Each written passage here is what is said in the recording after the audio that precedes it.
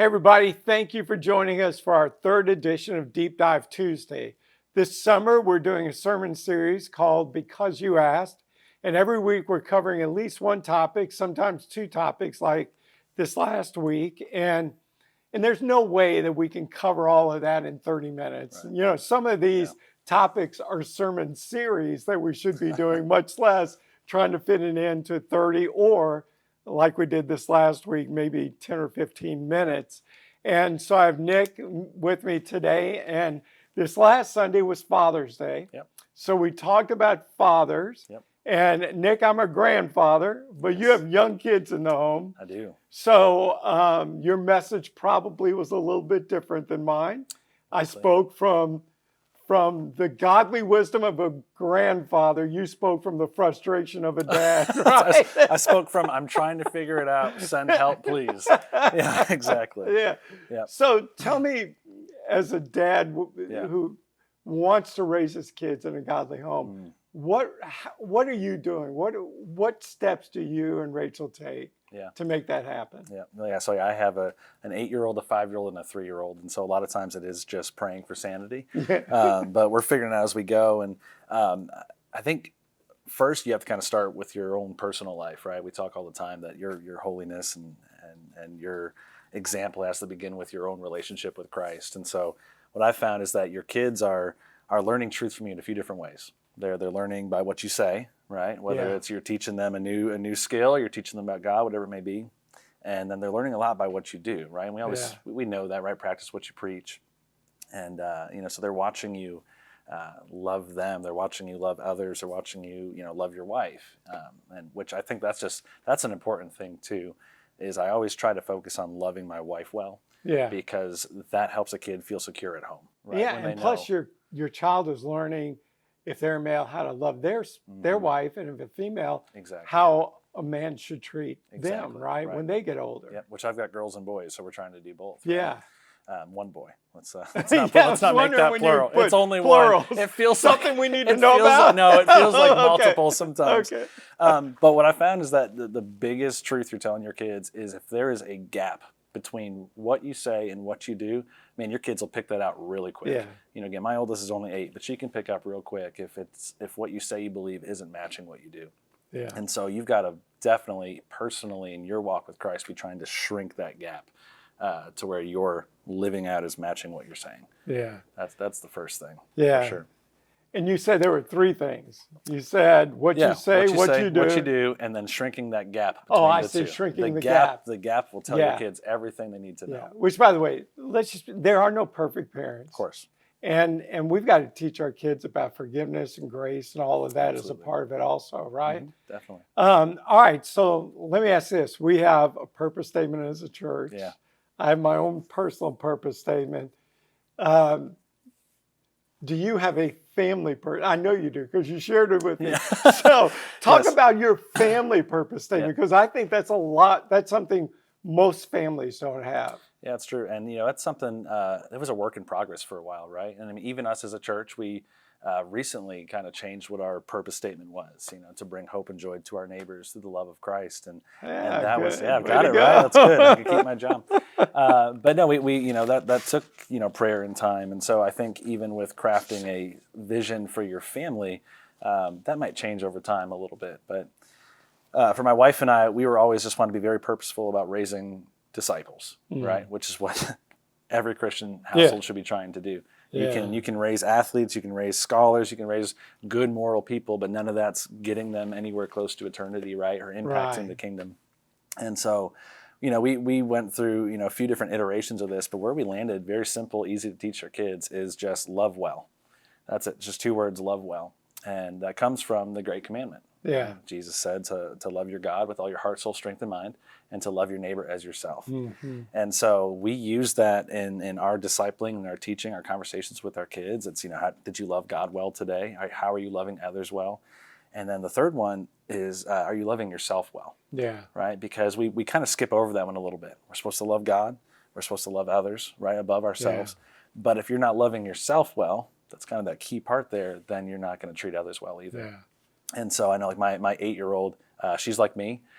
She's the firstborn type A personality, can be very hard on herself. And so there's moments where, it's hey, are you loving yourself well right now? Are you showing yourself grace and forgiveness? Because you've got it from God. Right. How can you, teach that to yourself too? Yeah, that's Yeah. good. Yeah. I heard this one time, it really stuck with me, that our job as parents is to equip them to live their Christian life, right? Right. But it was said this way, think of it this way, when they're born, they're totally dependent on us. Yeah. Our job is that when they leave the home, Yes. they're totally dependent on God, Yes. right? And if we can do that, man, that's Absolutely. so we talked a lot about dads, about fathers, about biblical manhood Yep. and all. And one of the things we all talked about was the filter we use to determine our truth, to determine what it means to be a father, what it means to be a husband. And it's our worldview, right? And as Christians, we're to have a biblical worldview. And so as you spoke on worldview, what were some of the things, or as you prepared, what were some of the things that really hit you? Yeah. Well, the first thing is that everybody has a worldview, right? Even like, the non-religious and the people that just seem to be drifting through life, maybe everybody has a worldview. There's some kind of thought pattern to you processing things in life, right? And so your worldview tells you a couple of things, right? Everybody has these questions, and it's, what's the origin of life, my life, and life in general. What's the meaning? What's the purpose? You talk to people a lot of times that are in, position of loneliness or going through struggles, and it's kind of that same question of what's the point of all this? Is it worth, the struggle and toil of every day? We talk about morality in our worldview, right? As to, how should I live? Is that up to every person? Is it, what's good, what's bad? And then the last one is destiny, right? Everybody wants to know, even the people that, act cool and whatever, I die. Everybody wants to know where they're going to end up. Yeah. And so your worldview is going to point to those four things. Yeah. So for us as Christians, we do that through the Bible, right? And the Bible, thankfully, has an answer to all those questions. Absolutely. Right? One of the things I did in my research, I saw that, I think it was Pew Research did a study and said 63% of Americans call themselves Christians. I'm not sure the date of the study. But then it said 92% of all Americans have a non-biblical worldview. Wow. Yeah. That doesn't match. And what it said was either you have a totally humanistic worldview or you have a little of different worldviews. Maybe your Christian worldview is your predominant view. So you have a worldview when it comes to marriage. Yeah. But you don't have a worldview when it comes to biblical worldview when it comes to your money. Yeah. Right? That's that all of a interesting, sure you're a secular humanist. Right. It's my money. I want to do it right. Yep. So I thought that was really That interesting too. That goes back to week one. You got to be in God's word. You got to know what it says. You got to live by faith on the truths of God's word. Right. So you shared some of the worldviews Sunday. So talk just about a couple of those. Yeah, and that is interesting. Like you're saying, that those worldviews don't match. It goes back to that gap between what I say I believe and what I actually do. And it's not just your kids that are watching that. The people outside the church are watching too. Yeah. Right? Yeah. I think one of the reasons the world's in a mess, our culture's in a mess, because Christians have been in a mess. Yeah. Right? Absolutely. Now, we're all sinners. We know course. that. But if we'd all been living with a full Christian worldview, we wouldn't have caved on a lot of things. We would have stood our grounds on things. Absolutely. And I think we'd live in a different culture right now. Yeah, absolutely. So talk about some of the worldviews you covered. So, there's a lot of different worldviews out there, but they all fit into a couple of categories. You have this naturalist worldview, right, which is that idea of just everything kind of just happened, right? There's no creator. The right ingredients happen. Life evolved by natural means. And I think we were talking recently in one of our teaching meetings even about Charles Darwin and how if he was around now with everything that science has brought up and proven, he would have never ran with the theory of evolution. He couldn't have. Right. Right. He didn't know about DNA. Right. Exactly. Right. There's been no evidence of any species evolving into another species. Right. There's adaptation within a species. Right. Right. But there's no exactly. scientific evidence. So that's why when you go to Disney and you go on Spaceship Earth, Yeah. they start off by saying, 32 billion years ago, yeah, right? Yeah, right. Because the only way you can Yeah. And there's a keep little that asterisk theory together Yeah. is make it so far out there Exactly, that nobody exactly. can argue. Well, even like Richard, Dawkins, a famous Yeah. atheist, even he, wrote that like, well, Darwin kind of, worked something out to be a good guess, and that's just what we're going to run with right now. Even he kind of admits like, it's not quite there, doesn't but hold it's a water. theory. Yeah. So you have this naturalist point of view, and a naturalist worldview would say, look, there is just no meaning to life. Yeah. You just, do you survive, thrive the best you can in this life, and then and that's it. There's no subjective morality. You decide what's right for you. I decide what's right for me, which we know doesn't work out because eventually your right is going to trample on my wrong, of course. And then as far as destiny, it's just like it's annihilation. There's nothing else after this. Yeah. And it's funny. I had a strange thought as I was studying this week, but I was reading Paul, and I almost feel like Paul, if not for Christ, would have been an annihilist. Yeah. What I mean is he writes, he said, if not for the resurrection of Christ, eat, drink, tomorrow you die. That's right? it. And that was it. But the resurrection changed everything for him and changed his worldview completely. So you have naturalists and you have the transcendent worldview, which is, basically the very karmic worldview. Everything is God. There's no one God. Everything is God. All creation's united.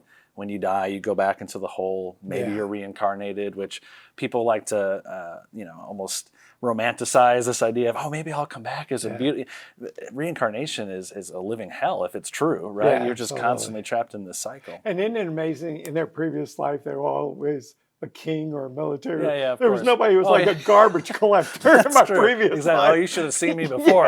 Yeah, exactly. And then finally there's theism. Not that there's anything wrong with garbage collectors. Of course not. I'm just saying. Of course not, but nobody's putting that out there. Thanks for clarifying, because I was in my previous life. Then finally there's theism, right, which is the belief in God. And there's polytheism, multiple gods, which truthfully is the same kind of thing. Everything is God, basically. There's a God for everywhere. You think Paul going to Athens, and they had a God for absolutely everything. And then there's monotheism. A personal God created and sustains life, is involved with his creation. And that's where we see like Judaism, Islam, and Christianity. Yeah, absolutely. All right, if there's one thing you wish you could have said yesterday that either you didn't have time or you didn't think about it and you thought, isn't it amazing how when we finish a message and go home, oh, sure. Oh, I wish I'd have said that, right? If there's one thing, what would it be? Yeah, I'm going to cheat because I did say this a little bit yesterday, but I was only at Oakland. I don't have 7 services like you preach or 12 services. Is it only 3? Okay. Dude. Yeah, I only do 3. Feels like a lot when I have to do that route. Yeah. But man, if you can just have conversations with people that don't think the same as you across worldview lines. Be the person that's not putting up walls, but you're climbing over walls. You're trying to reach people that are trapped in legalism and lostness, and just have conversations with people. It goes a long way. And you'll find that we have way more common with other people than we do different. And if you can reach some of those same questions that we talked about, origin, meaning, morality, those will naturally come up in conversation, right? You're not going to say, necessarily, what do you think about the origin of life? But you're going to find that out in people when you have those conversations. You're going to find, God's going to do the work, and God's going to use you as a witness. But the best thing I can tell you in those kind of conversations is encourage people to read the Bible. Like I said, it goes back to week 1. Read the Bible. Read the Bible. I read a story of a former Mormon missionary, just completely zealous for the LDS Church. He came to Orlando to just reach this area for the Mormon Church, right? You probably know who I'm talking about. And he was confronted by several pastors who kept telling him, just read the Bible for yourself. Read the New Testament. And when he read the New Testament, he was confronted with Christ. He was confronted with a God who loves him, who showed him grace, who showed him mercy, and it completely changed everything for him. I like to think that we've got a role here when we preach on Sundays, but we can't say anything more persuasive than what God's already said in His Scripture. Absolutely. It transforms people. Yeah, and the people don't need to hear our opinion. Exactly. They need to hear God's truth. Exactly. Right. Yes. Well, hey guys, thank y'all so much for joining us for this episode. And I just want to give a shout out again to all the godly men who are actually getting it right. Yes. Nobody's perfect, but man, you're in there plugging away, trying to do that delicate balance between work and family and trying to eke out some time for yourself. And And I know it's hard, but I think that we just want to thank so many men who are godly and raising their kids in a godly home. And because last week was Father's Day, we celebrate that. You don't want to miss this coming week. Oh, yeah. I don't know if you've written your message yet, but no. I've got it in the tank already. And this week, we're going to talk about God's role on sex and gender, which obviously is a huge issue in our culture right now. Tons of questions about it. Right. And we're going to look at God's design for that. Hey, Nick, thank you for joining us. And we'll see you next Tuesday. If you enjoyed this, if you thought that it was helpful, hit that like button, share it with others on your social media posts, and just let us know if there's something you think we ought to cover. We've got one more week we can fill in a little. Wayne, it's going to be a good one. Yeah, so let us know, and we'd love to throw that in there also. Have a great day.